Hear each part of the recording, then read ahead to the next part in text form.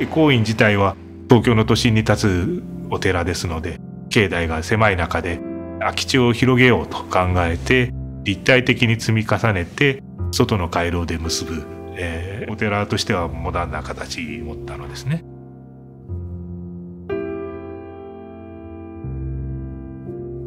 普通のお寺はそれが平面的に広がってるんですね。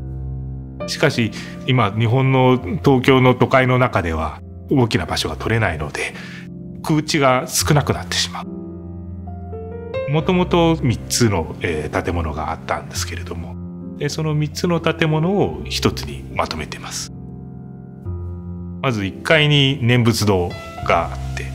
この念仏堂というのは主な目的は檀家の方々が念仏を唱えるための念仏会を開く場所。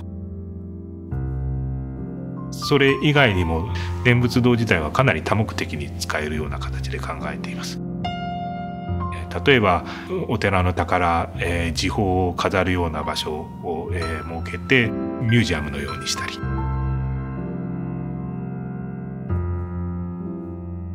念仏堂の天井には、春夏秋冬の、草花を描いていただいている。春夏秋冬が、何重にも巡ると仏教の世界では輪廻と呼びます。2階の空中回廊のところに竹を植えたのは恵光院の参道がすでに竹が植わっていて、その参道の続きとして回廊を作りたいな。恵光院が立っている場所っていうのは騒がしい場所ではあるんですけれども、その騒がしい雰囲気もその竹で囲まれている場所をかなりプロテクトしてくれて、とても静粛な場所として捉えることができて、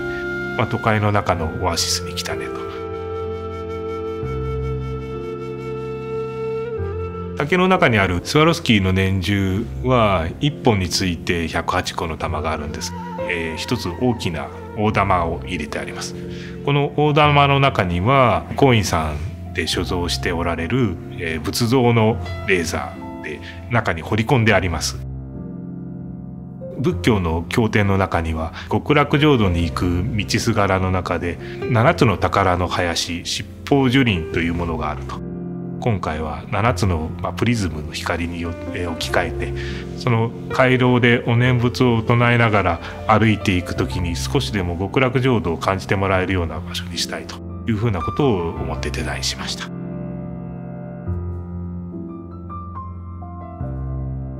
2階は客殿。主な目的は檀家の方々が法事だとか、それからお葬式だとか、そういう時に集まれる場所。この念仏堂を作ってる途中で東日本大震災が起こって多くの方が亡くなられたんですけれども、千住先生が東日本大震災の方々に義援をするという目的と襖絵を描いていただくことになりました。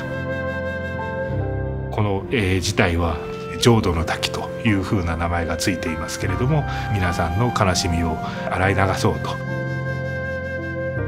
と、ここも多目的に使えるような形にしてあって、お茶のお稽古であるとか怪談話を開いたりだとかセミナーを開いたりだとか、この建物は、グッドデザイン賞2016を受賞しました。お寺としては非常に珍しくこの賞を受賞できたと思います。